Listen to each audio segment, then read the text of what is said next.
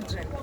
The temple is dedicated to Athena the Virgin. This temple is temple number 3 for Goddess Athena. There were here 2 before that got destroyed from the Persians. One was underneath, not visible anymore, and the other one was between the 2 buildings. You can see the stones there, the ruins. They got destroyed. This is number 3 and belongs to the rebuilding program of Pericles in the time of democracy. Pericles wanted to create a monument for Athena the goddess, but in the same moment he wanted a monument for his Athenians. Since we have for the first time democracy, all the people are free to express themselves back then for the first time in history, let's say, so in the political system. And all the artists and scientists of the time started to express themselves, and the arts and the science of the time, because of democracy, started to evolve and to flourish. And this was something that Pericles wanted to include in this building. He wanted to include all the ideas, all the science, all the arts of the time of democracy in this building. How does he do this? Let's talk about science. First of all, this is the first try ever of the Athenians to build something completely out of marble.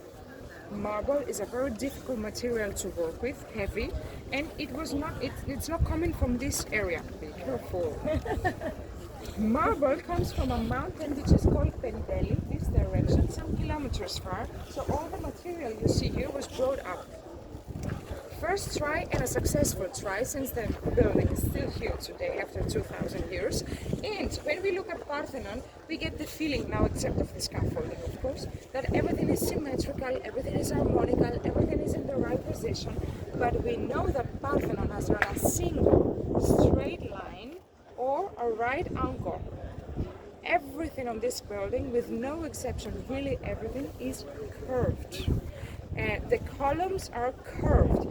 The base is not flat but curved as well, curved. So everything on this building is curved. And the whole building has a direction to the center, which means if the columns were 2 kilometers high, they would create a pyramid, since everything goes direction center. Why is that? This creates an optical illusion of perfection.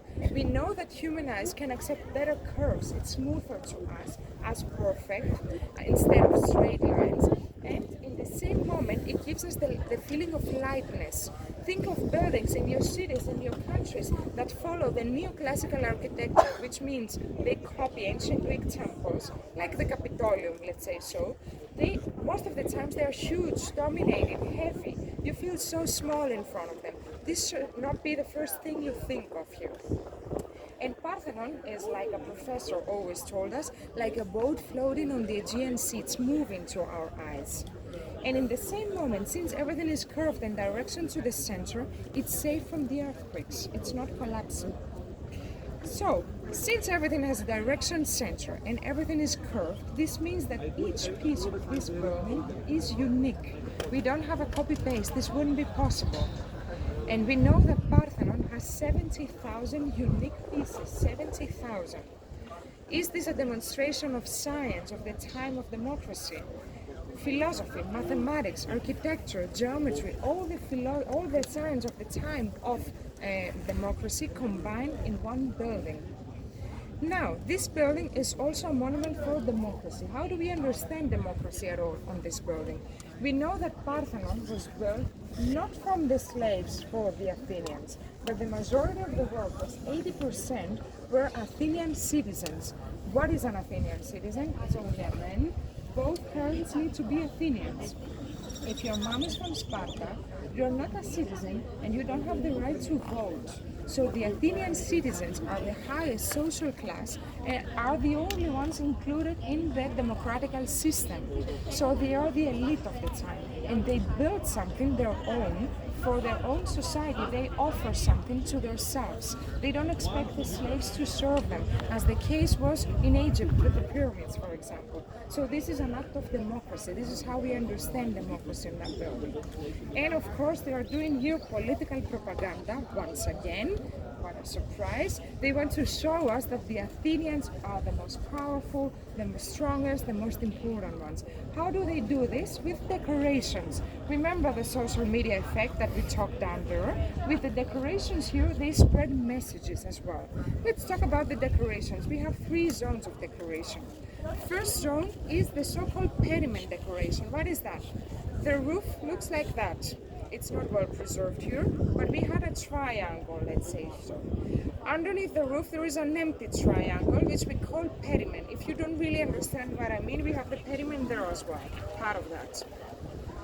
So in front of the Parthenon pediment here, we had one of the 2 mythological scenes that we talked about. Athena against Poseidon with statues. Statues are not preserved anymore here.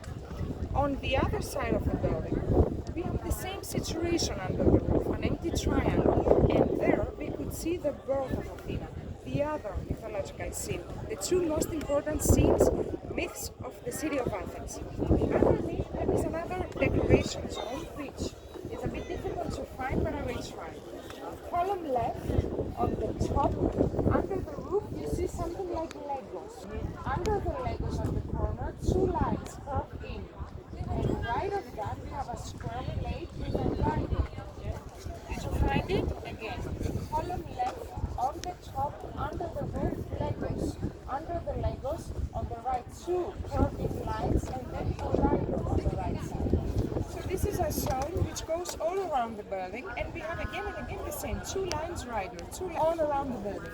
Here we could see mythical battles, the Greeks against the Trojans, the gods against the giants, Centaurus, Amazons, a lot of mythical creatures fighting.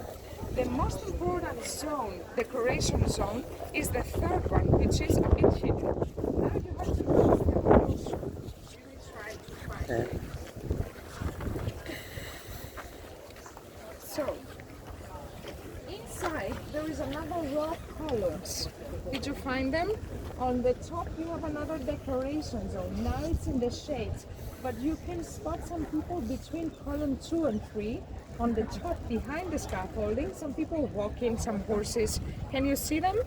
So this is the Athenian barbecue party, to call it simple. It's the Athenian parade bringing the dress.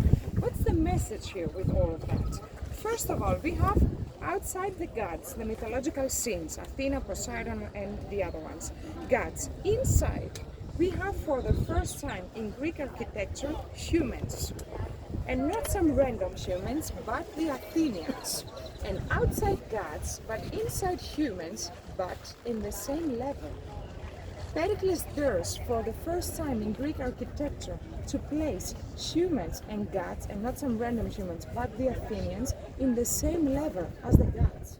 This was back then unthinkable. This was very close to offending the gods. It was a blasphemy, but he dared to do it. Was it worth it?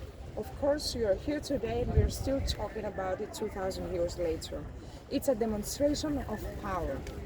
So as far as you understand, this building is a temple dedicated to goddess Athena, but in the same moment it's a reflection to the Athenian society. It's a mirror to their democracy. It's about signs of the time of democracy. It's about democracy, and it's about demonstration of power. So a temple with political significance. Questions so far? Okay, you're very silent. I have a question for you. With all those details, decorations, political propaganda on the decorations, curves, direction to the center, 70,000 unique pieces. How long did it took for the Athenians to build this? And remember, the marble was brought up here. How long did it took? What do you think? 10 years. Sorry? 1,000. You said it? 1,000. 1,000 years. Okay. 10. 100. 10. 8. 10. Okay. 30. 300. 300. The answer is 9 years. Oh, this is why we call this period classical. This is classical antiquity. I studied classical archaeology, and this was the middle point. Classical in general means nothing better to compare with. Think of classical pizza, classical black dress in fashion. Classical means nothing more perfect than this. This is the most perfect building the Greeks ever created. Everything in this building is perfect and has a meaning. Okay, should we do a round? Okay, let's go this way.